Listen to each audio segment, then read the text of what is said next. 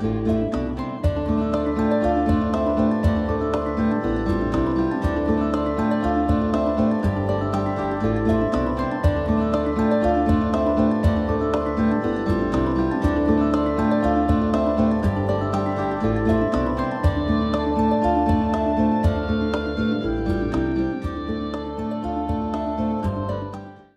Oracle of Luna is a podcast with me, Bridget Engels, as your host.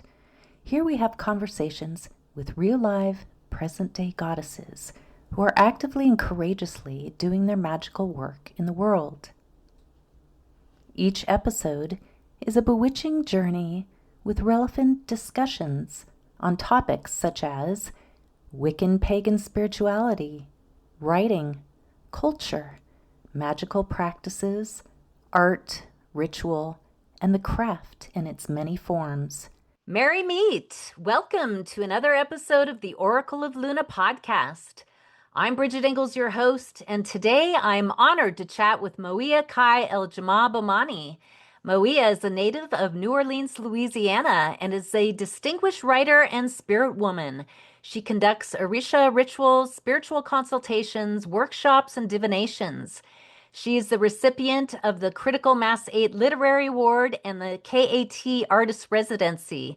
Mawiyah hosts a podcast called FishHeadsinRedGravy that celebrates marginalized people in the esoteric and occult world. She is the author of 2 books published by Llewellyn Worldwide called Conjuring the Calabash, Empowering Women with Hoodoo Spells and Magic, and her newest book, releasing in November of this year, is Hoodoo Saints and Root Warriors, Stories and Magic for Liberation. Welcome, Mawiyah. Thank you so much for having me. Yeah, I'm excited and happy that you're here. Mawiyah's been on the show before, but since she's releasing this wonderful new book, I am so happy to have her back on the show. So, how's your day going, Mawiyah? It's going pretty good. I'm, just relaxing a bit and, taking it in, just really relaxing. But yeah. All right. Well, we have a lot to unpack here. So are you ready to get rolling? Mhm. I'm ready. I'm ready. Okay. Well, for listeners, I usually just start out the show with asking, how did your spiritual journey with witchcraft or magic begin? And what did that look like for you? Okay. Yeah. Well, from a very young age, when I was probably about 5 or 6 years old, I started actually realizing that I could see spirit. And it was at that time that I did go to my mother, who was really open to the idea because she herself, had had her journey seeing spirits and was able to be, nurtured in that environment by her mother and her grandmother. And so it was one of those situations where, I just had to understand not to be fearful. And so I learned that from a very early age. And also who to talk to about it. Like I could talk to my mother about it naturally. But, I was at the time attending Catholic school, and my Mm, mother said, don't go to Catholic school, don't tell the nuns yeah. about the thing. So it was pretty much, that was the beginning, and then from then on, just talking to my grandfather who practiced, who was a Santeria priest, and then my mother's side, her father, who was a Geechee man who practiced, West African spirituality. And so it Ah. was just being embraced by that, and that was like sort of the beginning of just getting that learning, from both sides of the family. So yeah, Mm, so I can say that I am very fortunate to be able to go to my mother and not have her freak out or not have her say that that's, demonic or something like that, but really to take me under her wing and to, just bless that learning. Yeah. hmm Yeah, it sounds like it runs in the family, that psychic Hmm. ability and the spirituality. Hmm. So Yeah, yeah. when did you become interested in hoodoo and hoodoo saints? Well, also growing up, hoodoo, there was a lot of things that a lot of practices, naturally you didn't always call it hoodoo, but there were a lot of things that you knew you had to do, and that were magical. And one of the earliest things that I remember was, getting my hair done, as a very young girl, going get the perm and everything like that, and having, clippings of your hair and having grandparents say, we have to burn the hair because, for spiritual reasons. Someone can take the hair and try to cause harm to the family, to you, but also to the family through you. And so those were things that you had to pay attention to. And then there were other lessons, about somebody coming over to your home, in New Orleans, with the shotgun homes, coming in through the front door and trying to leave out the back. They could be someone leaving something that is negative in the home. And so it was a lot of just just everyday knowledge that we thought was just everyday knowledge, and then later on it would be termed as hoodoo.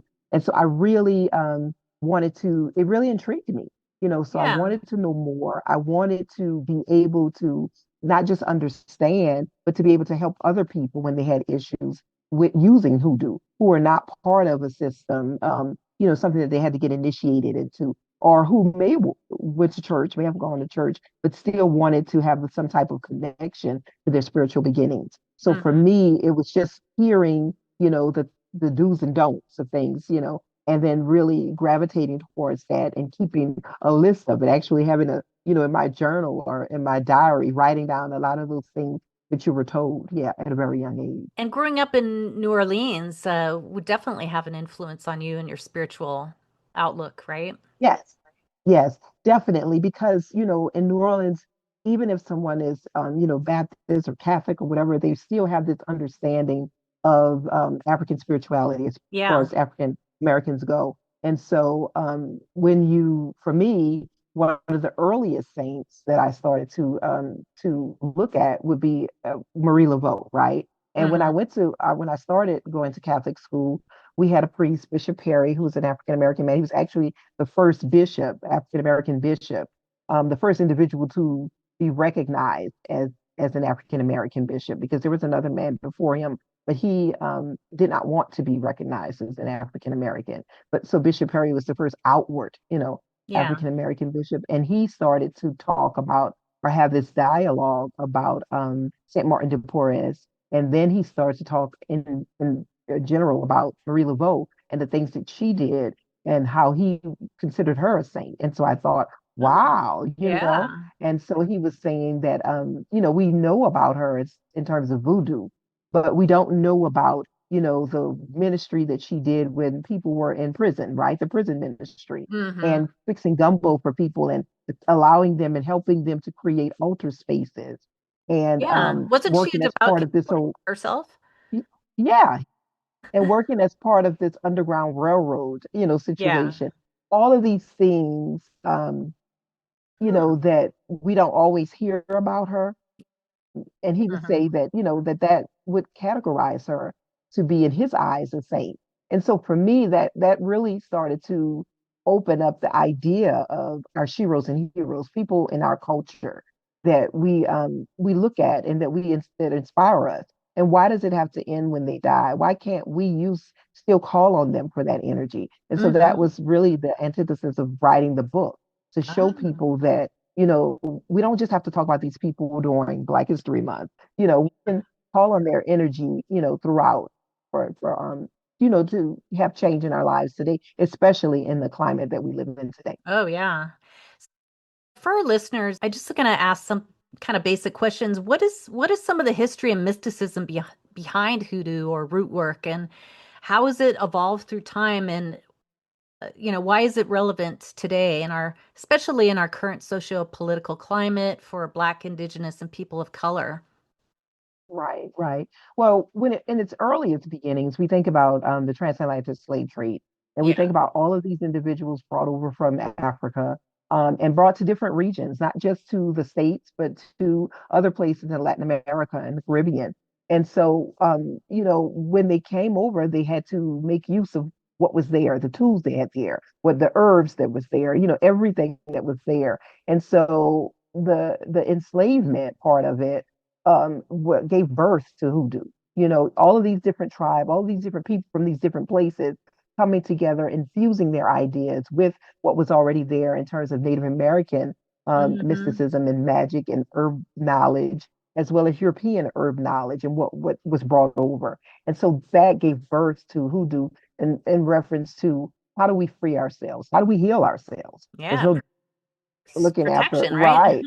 no doctor looking after an enslaved person. You know, how do we protect ourselves when we flee the plantation setting? So from all of that gave birth to this idea, this notion that hoodoo is in itself magic for people who've been subjugated. And it was birthed through these African-centered people who understood that they were not where they were from, and they had to make use and make do with what they had at the time. And so that gave birth to hoodoo. Ah, And so now, we still look at it as liberation magic, right? yeah. I was always taught growing up that it was liberation magic. And so in times of liberation, it resurfaces.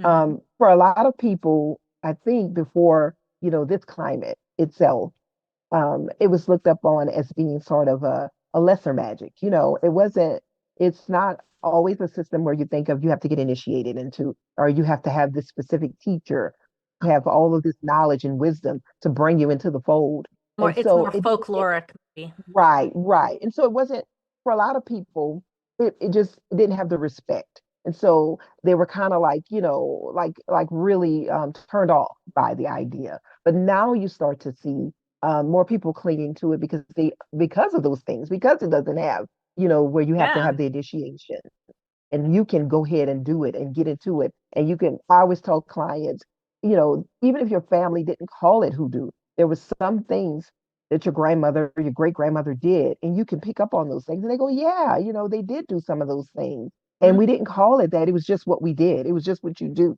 Mm-hmm. And so today, people are finding that they need that liberation. And no matter what their spiritual beliefs are, if they call it religion, if they call it spirituality, they're finding that they can go back to hoodoo and have that change in their lives. So it's a kind of a everyday uh magic, actually, right? I mean, you could Yes, practice yes, it hoodoo really is. and then go to church on Sunday or and just work Yeah, and yeah, be like yeah, a all of normal it. person, Yeah, all of that. Yeah. yeah. You don't have to give up whatever it is that you do. It blends right in into, right? So yeah, Yeah. yeah. I'm wondering if there was any kind of influence, with Christianity and slavery and how hoodoo formed. I mean, did uh did slavery I mean, did they adopt Christianity? I'm a little fuzzy on my Yeah, history well, there, there but there were there a lot of people, and there's still a lot of debate on that today. Some people believe that they can extract, the hoodoo part of it and not be Christian because they blend the Christianity because of the Christianity in terms of stripping away the Africanness, right? The uh-huh. African sensibility and African Yeah. spirituality. So you have people who say, well, I don't want to do that because it is part of this. It's a part of what brought us here. It's a part of what subjugated the people. So Yeah. I want to do the magical part. I tell people, take it and you rework it. And in your mouth, when you say it, right? If you Hmm. do go to church, right? And when you say those words coming out of your mouth, whether you're using Psalms or any type of Bible scripture, now you are repurposing it, right? In a Hmm. magical way. Now it has become a weapon that you wield, and you Hmm. have the power to make it do what you need it to do. Hmm. So that's what I tell people. So, and a lot of people that get it, they go, well, yeah, I get that. I Hmm. understand that because you're not, you're not in a sense, you're not like a lot of times when you go into the Black Baptist church, you're not, you're going in and you're doing your prayers and you're doing whatever, call and response with the preacher. And for a lot of people, they feel as though they are sort of begging for freedom or begging for redemption or begging for liberation. When you use hoodoo, when you infuse hoodoo with it, you're not begging, you're stating your claim, right? And you're using it as magic to make sure that what you're saying is enforced in that way. Right. And it's more Yeah. empowering Yes. that Yes. way. Yes. Hmm. Hmm. So tell us a bit about your new book coming out, which is really exciting, in November, called Hoodoo Saints and Root Warriors: Stories and Magic for Liberation. And how does the reader work with this book? Well, the book itself, there are lots of different saints that are in the book, and so Yeah. what I envision for people is that you don't have to start at the beginning. You can go down, of course, you can go and look at the table of contents and figure out what it is that you're looking for, what do you need to happen for your life, and then Hmm. I would suggest they go ahead with that saint and that reading. And so what it does is it allows people to feel as though whatever issues they're dealing with, because there are a lot of issues in there. One Yes. of the things that when I talk to people, it's always, it used to be, a lot of these things were things that happened in our grandparents' era, right? They were not really our issues. And we're seeing that a lot of those things are really coming back today. With And so, ICE, yeah. And so I especially in the try Trump to, administration. yes, Ugh. exactly, right. And so we can no longer say, "Oh, well, that was just their thing," right? It is our thing. And so I try to incorporate a lot of what has happened today, right? What is happening today Mm-hmm. Mm-hmm. into the book, and then go into a particular saint. So I think that when readers read it, they can work with the saints in that way and figuring out, what issue am I dealing with? If it's housing, I'm living on this street. One sister recently, I just saw on the internet, was talking about her son touching a tree, and now the neighborhood association, wants to get her out of the neighborhood. I mean, it's crazy, right? What? Oh. And yeah, for touching a tree, and in the cul-de-sac where she moved. And so she's like, I'm an African American woman, and they're talking about my son, they're targeting my son. Every day they're sending her this mail about, you need to leave because your son is, a problem, Oh right? my God. Yeah. So, how do we protect ourselves? I mean, these are Yeah. things that we thought ended, right? We no way. There's no way that that's happening today. And so I want people to see that, there's nothing that's too crazy, right? And so if you work with the saints and you use them in the manner in which it's laid out in the book, you will have that protection. You will find that protection. And if you're working with, I always encourage people as well to work with a group of people. You don't have to be in the same space, but it could be your best friend, it could be your sister, your mom, whoever, Mm-hmm. and you could Zoom each other, or you could put the phone down and you're doing it together. You're lighting your candles, you're doing the work together. And that's more empowering. Now you have Yeah. more power that's Yeah. going into the atmosphere, to the universe, to help protect Mm-hmm. you. Mm-hmm. So for me, it was really about allowing people to see that this is where we are, as crazy as it may sound, as crazy as it may seem. And so, how we can use the magic of our ancestors, the same things that they did for the crazy times that they were in, we can still use that today. Mm-hmm. And when you say saints, When I say saints in this book, I'm talking about sheroes and heroes, people from our culture, our yeah. lineage, our history, our story that we have looked at, and we found that they're empowering. But a Okay. lot of times we look at them in the book and they're empowering to us. We close the book and we go on. I'm Okay. using these individuals that we're canonizing in that way, because just like I say, when I was younger, and Bishop Perry talked about Mademoiselle Marie Laveau, he talked about Marie Laveau, and Mm. so it was really like, wow, nobody else came in this classroom and said that this woman was a saint, and this man is saying this woman is a saint. And so that stuck with me, right? Yeah. And so using that in terms of the people that we look at and we venerate, usually during February, Black History Month, why can't we venerate them and use them now? Because they want to help us. And they're in a much more higher position. In Yoruba, we say egungun, right? When they reach this higher status. Mm-hmm. And Mm-hmm. so these individuals can help really evoke change, not just for me, but they have the potential to go all over, right? And so that's why I say working with the group.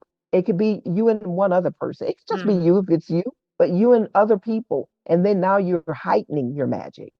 So when you're talking about ancestors, does it have to be a blood relative or just somebody that you call on for as an elevated spiritual guide? I kind of I get a little confused sometimes when people talk about ancestors because I always associate it with a relative or somebody on your family lineage, but it can be Yeah, yeah. anybody that's elevated, right? A spiritual, Right. Because we usually say sheroes and heroes, right? We call them our yeah. elevated ancestors, but we always make reference that they're sheroes and heroes, Hmm. letting everybody know that they're not part of my direct bloodline, right? Yeah. But they're a part of my cultural lineage. So yeah, and so our ancestors are those people who are directly, related to us by blood. So we can call on them as well, right? And we do Hmm. call on them as well. We set up altar spaces for them. But the sheroes and heroes, a lot of times we don't. We may in ceremonies, certain times of the year. But I'm saying let's use that energy throughout. Now that the veil is thinning during Samhain and Halloween season, um, Hmm. how can we work with ancestors and our sheroes and heroes to strengthen our magic now that the veil is thinning. Yeah. I would say definitely, since they don't have access to the book yet. But one of the things is that a particular individual that resonates with you right now, whoever that is, whoever that individual is who's passed on, have that image, and you can go to the dollar store and get a frame, print the image from the computer. That works, and have your candle, white candle, some water. I usually have fruit.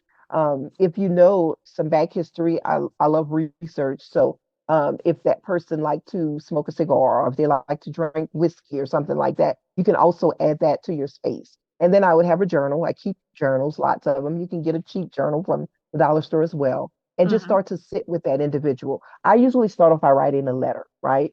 Mm. What it is that I feel that is happening in my life, and then how I feel that that individual can assist me, in my travels.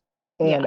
And I read it out, and I sit there maybe 15, 30 minutes, and I start to do that, and that becomes a daily practice, right? Yeah. And so and in time, you start to see, the changes in your life. You start to feel as though there is information being transmitted, whether that's through dream space, whether that's through someone talking to you, saying a certain thing that sort of jogs your memory or gets you to think about something in a different light. And then that's the beginning, right? Because they really want to know how serious you are about the commitment that you're making Yeah. in terms of honoring them. And if you And do it that's with anybody. every day there's going to be Right, that sympathetic right, magic that happens, right. right? Forming Yes, that yes, cord between you and that. yes, yes. Yeah. And so that's what I would tell people. That's how I would tell them to start. Mm-hmm. So yeah, definite. That sounds easy enough. That sounds, just carve out 10, 15 minutes a day in the evening, maybe, Yeah, yeah, or morning yeah. or whatever. Okay. Uh-huh. Yeah, in the morning, in the evening, it doesn't matter. Just make sure you do it, and keep that journal, reread your letter. And then you might start to get messages at that time, right? You start to see flashes and you want to jot that down. So that's why I say keep your journal, Yeah. handy there for that. Keep it specifically for that reason. Mm-hmm. And then you'll start to see the transformation. Mm-hmm. Yeah. Yeah. And they might show up in your dreams. Yes, in your dream. That's right. That's right. Or a message through someone else that you're, at work, Oh, or, right. someone calling you, and you start to hear and it starts to just remind you of the time you spent sitting at that space and what you were thinking about or what was, Mm-hmm. problematic. And then that person may have an answer for you. Yeah. So yeah, yeah. Be Hmm. open to receiving those messages, not just when you're sitting at that altar space. You can be in the grocery store and someone said something, Oh, right? And yeah. so, yeah, Or yeah. So in just the be start open. line at Starbucks, or whatever. Right, right there. Yeah, yeah, yeah. Have to be Um, open and yeah. it's yeah, being open to receive whatever messages, Hmm. sights, Hmm. sound, smell, whatever Hmm. comes Hmm. through, and Hmm. then actually having a connection with your ancestor that way can be very Yeah, powerful yeah. and easy, or every day anybody can do it. So that's what I love Yes, about anybody it. can do it. Yeah, yeah. Don't, I always tell people don't feel, I think one of the biggest issues, especially for African American people coming out of Christianity, being straight up in the church and opening themselves up to spirituality, right? One of the biggest hurdles is just the understanding that there's nothing wrong with our ancestors, having connection with ancestors. Because oftentimes we're taught, they die, we put them in the grave, anything else that happens after that is very demonic. Yeah, You don't want to deal with that, right. and so you cut that cord quickly. And so it's just getting over that hurdle that there is nothing wrong with connecting with your ancestors. They loved you here. If they loved you here, they still love you, So Yeah, yeah. that energy never dies. Right, right. Very powerful. So, do you have a favorite hoodoo saint or ancestor that you work with?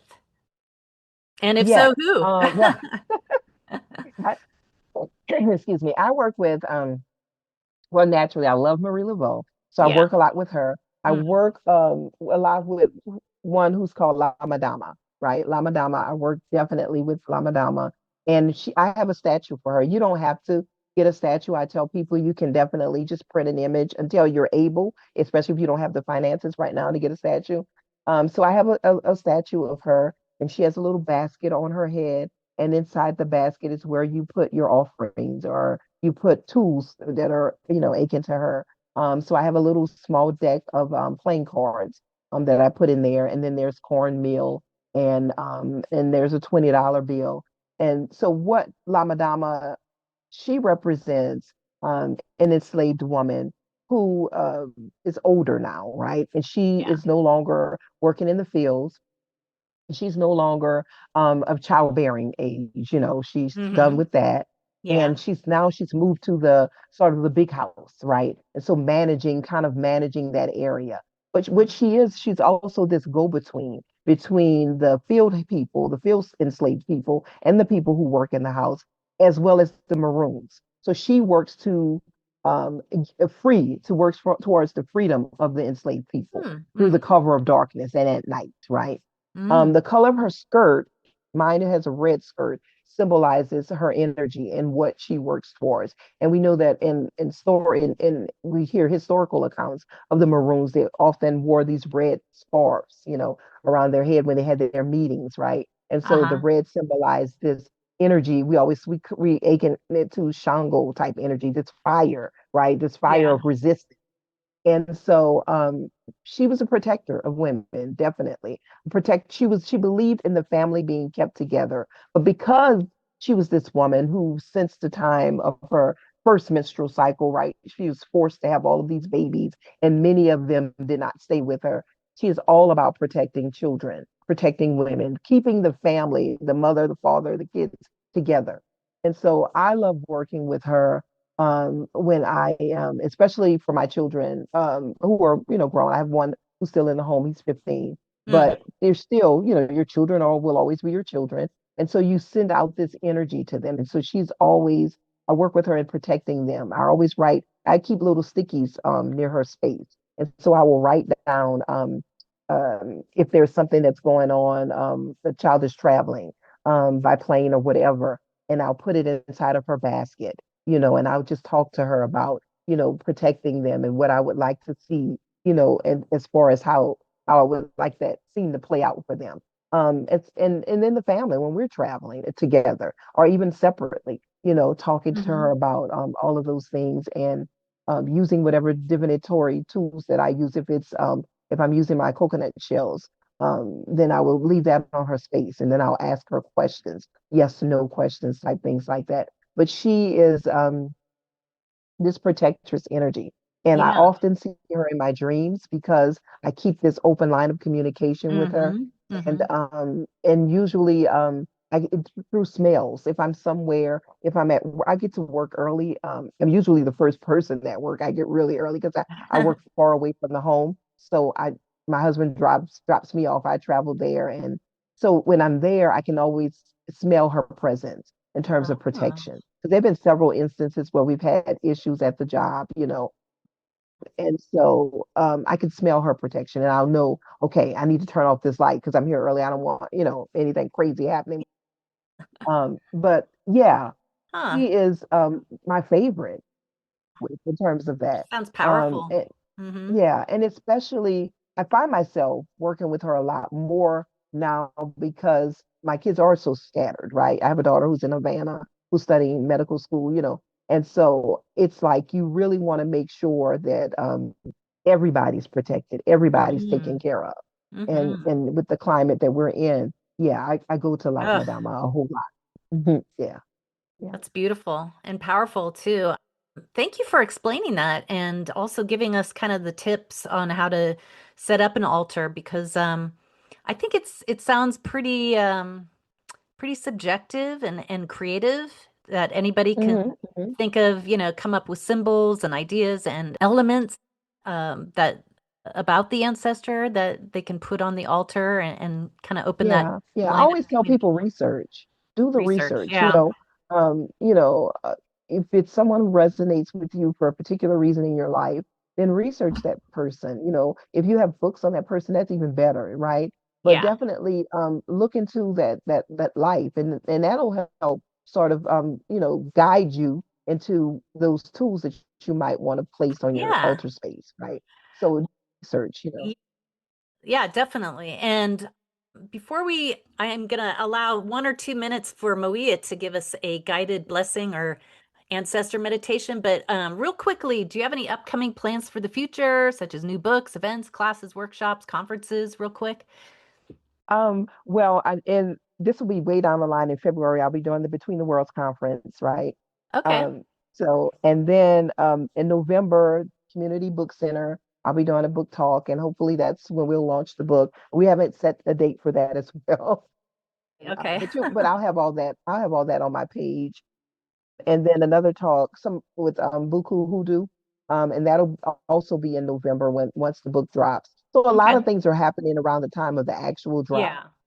Good. But yeah, And yeah. So on what my is your website and social media okay, where listeners can? Mawiyah Bomani, all of them are using my name, Mawiyah Bomani, Okay. my first and last name, and my web page is Mawiyah Kai EL-Jamah Bomani, my whole name.com. Okay. Yeah, And you're on yeah. Facebook, Yes, Instagram. I'm on Facebook, Instagram, I'm on Threads, I'm on Twitter. Yeah, yeah. Okay, perfect. Well, I'm going to let you go ahead for 1 or 2 minutes before we end here and take it away, Mawiyah. Okay. Well, this what I want to say is more of a, I guess, more of a saying for us. Okay. And so one of the things that I love to do, and I encourage my friends and clients to do as well, it's scream water, right? I'm not going to scream, but it's scream water.